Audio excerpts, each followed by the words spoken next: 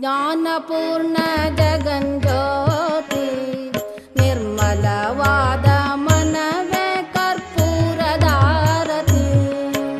ಜ್ಞಾನಪೂರ್ಣ ಜಗಂಜ್ಯೋತಿ ನಿರ್ಮಲವಾದ ಮನವೇ ಕರ್ಪೂರದಾರತಿ.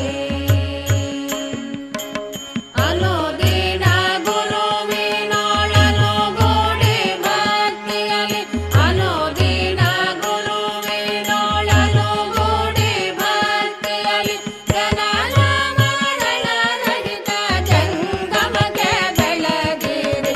ಜ್ಞಾನಪೂರ್ಣ ಜಗಂಜ್ಯೋತಿ ನಿರ್ಮಲವಾದ ಮನವೇ ಕರ್ಪೂರದಾರತಿ.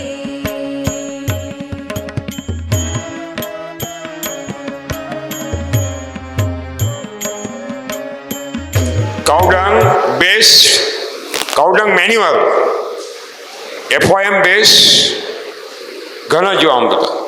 ನಂಬರ್ 2. ಎರಡನೇದು ಹಸುವಿನ ಗೊಬ್ಬರ ಉಪಯೋಗಿಸ್ಕೊಂಡು ಘನಜೀವಾಮೃತ ತಯಾರಿಸೋದು. Dried local cow dung manure. ಸ್ನೇಹಿತರೆ, ನೀವು ತಿಪ್ಪೆಯನ್ನು ಹಾಕಿರ್ತೀರೋ ಅದರೊಳಗೆ ಒಣಗಿರೋಂಥ ಅಥವಾ ಅದರಿಂದ ನೀವು 100 kg ಅಷ್ಟು 10 ಬಾಂಡ್ಲಿಯಷ್ಟು ನೀವೇನು ಮಾಡ್ತೀರಿ, ಗೊಬ್ಬರವನ್ನು ತಗೋತೀರಿ. ಆಕಳ ಗೊಬ್ಬರ ಸೀಮೆ ಹಸಿದಲ್ಲ, ಪದೇ ಪದೇ ಹೇಳ್ತೀನಿ, ರಾಶಿ ಜಾಸ್ತಿ ಕಾಣುತ್ತೆ ಅಂತ ತೊಳ್ಕೋಬೇಡಿ. Farm add manure. Farm yard manure ಅಂತ ಅಂದರೆ ನಮ್ಮ ಕೊಟ್ಟಿಗೆ ಮನೆಯ ಗೊಬ್ಬರ, ಅಂದರೆ ನಾಟಿ ಆಕಳ ಗೊಬ್ಬರ. 100 kg. 100 kg ಅಂದರೆ 10 ಬಾಂಡ್ಲಿ. Okay. There are aggregates. You have to hammer the aggregates and convert into powder. ಈ ನೀವು ತಿಪ್ಪೆ ಗೊಬ್ಬರ ತೆಗಿಬೇಕಾದ್ರೆ ಏನಾಗುತ್ತೆ ಅಂದರೆ ಕೆಲವು ಮೇಲಿರೋದೆಲ್ಲ ಒಣಗಿಬಿಟ್ಟಿರುತ್ತೆ. ಆ ಒಣಗಿರೋವನ್ನು ಸುತ್ತಿಗೆ ತೊಗೊಂಡು ಏನಾದ್ರು ಒಂದು ಕೋಲ್ ತೊಗೊಂಡು ಚೆನ್ನಾಗಿ ಬಡಿದ್ಬಿಟ್ಟು ಪುಡಿ ಮಾಡಿ.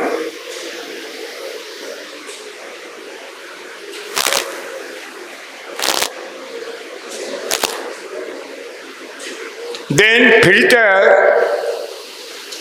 by means of the sand shaving plate. वो बालू को छानते हैं ना, वो प्लेट में जाली रहती है, क्या बोलते हैं उसको, ಜರಡಿ, ಒಂದ್ರಿ ಜರಡಿ. उससे वो क्या करना है, छान लेना है. ಈ ಒಣಗಿಸ್ಕೊಂಡು ಈ ಕೊಟ್ಟಿಗೆ ಗೊಬ್ಬರ 10 ಬಾಂಡ್ಲಿ ಅಷ್ಟೇ ಅಂತ ಒಣಗಿಸ್ಕೊಂಡು ಪುಡಿ ಮಾಡಿ ಅದನ್ನೇನು ಮಾಡ್ತೀರಿ ಅಂದರೆ ಮರಳು ಉಸ್ಕನ್ನು ನಾವು ಒಂದ್ರಿ ಮಾಡ್ತೀವಿ. ಉಸ್ಕನ್ನು ಮರಳನ್ನು ಜರಡಿ ಹಿಡಿತೀವಿ ಅಥವಾ ಉತ್ತರ ಕರ್ನಾಟಕದಲ್ಲಿ ಸಾಣಿ ಹಿಡಿತೀವಿ. ಅದನ್ನು ಸಾಣಿ ಹಿಡಿದು ನೀವು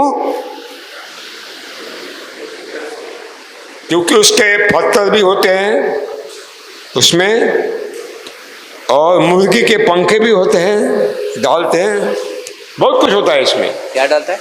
वो मुर्गी होती है ना, मुर्गी, वो मुर्गी खाने वाले वो पंख भी डाल देते उसमें, वो भी उसको निकालना है, ये छानना है. ಇದು ಏನಾಗುತ್ತೆ ಅಂದರೆ ಒಣಗಿಸ್ ಹೊಡೆದಾಗ ಅದು ಪುಡಿ ಆಗುತ್ತಲ್ವಾ.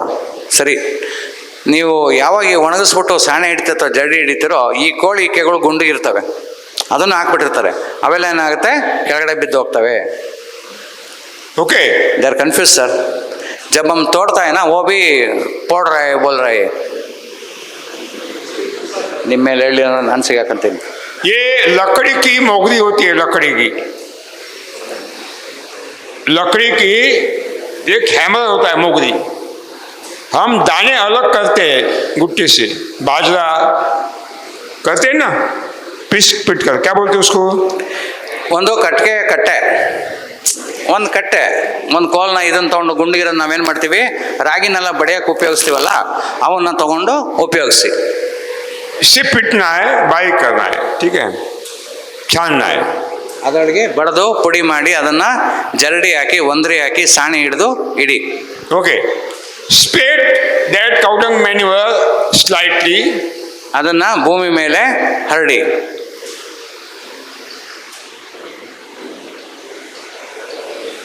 ಇದು ನಿಮಗೆ ಕೆಲಸ ಅಂತ ಅನಿಸುತ್ತೆ, ಆದರೆ ಅದ್ಭುತವಾದ ಚಮತ್ಕಾರಿ ಕೆಲಸ ನಡೆಯುತ್ತೆ.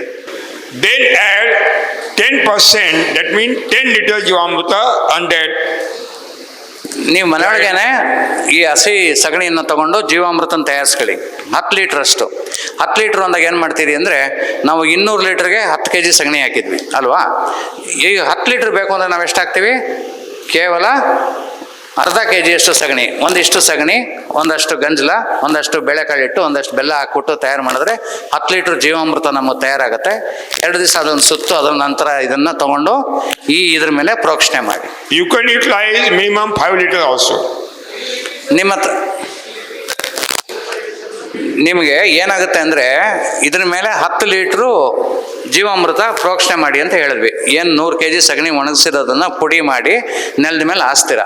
ಇದಕ್ಕೆ 10 ಲೀಟ್ರು ಜೀವಾಮೃತನ ಪ್ರೋಕ್ಷಣೆ ಮಾಡಿ ಅಂತ ಹೇಳಿದ್ರು, ಬೆರೆಸಿ ಅಂತ ಹೇಳಿದ್ರು. ಈ ಯಾವ ರೀತಿ ನೀವು ತಯಾರು ಮಾಡಿ, ನಿಮಗೆ ಜೀವಾಮೃತ ಅಂದಟ್ಟಿಗೆ 200 ಲೀಟ್ರ್ ಲೆಕ್ಕದಲ್ಲಿರೋದು. ನಮಗೆ ಬೇಕಾದ್ರೆ 10 ಲೀಟ್ರ್ ಅಷ್ಟೇ, 1 ಎಕರೆಗೆ 100 kgಗೆ. ಏನು ಮಾಡ್ತೀರಾ, ಒಂದು ಬಕೆಟ್ ತೊಗೊಳ್ಳಿ ಅಥವಾ ಒಂದು ಪಾತ್ರೆ ತೊಗೊಳ್ಳಿ, 10-12 ಲೀಟ್ರ್ ಹಿಡಿಯೋವಂಥದ್ದು. ನಾವು 200 ಲೀಟ್ರಿಗೆ 10 kg ಹಾಕ್ತಿದ್ದೀವಿ ಅಂದರೆ 10 ಲೀಟ್ರಿಗೆ ಅರ್ಧ kg ಬರುತ್ತೆ. For 10 litre it is just ½ kg of ಕೌಡಂಗ್. ಹಸಿ ಸಗಣಿನ ತೊಗೊಳ್ಳಿ, ಅದಕ್ಕೆ ಅರ್ಧ ಲೀಟ್ರ್ ಗಂಜಲ ಹಾಕಿ, ಅದಕ್ಕೆ ಒಂದಷ್ಟು 100 ಗ್ರಾಮ್ 50 ಗ್ರಾಮ್ ಬೆಲ್ಲ ಹಾಕಿ, 50 ಗ್ರಾಮ್ ಕಡಲೆಕಾಳು ಹಿಟ್ಟು ಪುಡಿ ಹಾಕಿ ಒಂದಷ್ಟು ಮಣ್ಣು ಉಪಯೋಗಿಸ್ಬೋದು. It is enough for 1 acre. ಇದು 1 ಎಕರೆಗೆ.